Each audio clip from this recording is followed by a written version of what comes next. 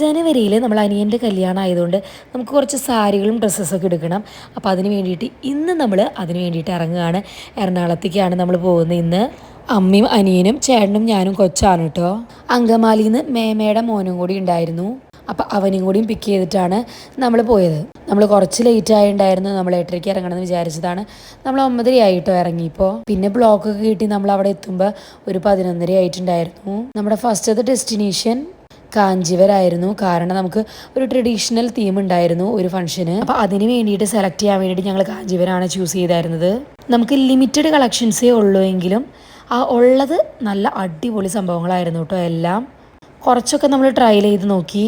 നമുക്ക് ഇഷ്ടപ്പെട്ട 2 സാരി മാത്രമാണ് കേട്ടോ നമ്മൾ ഇവിടുന്ന് പർച്ചേസ് ചെയ്തത്.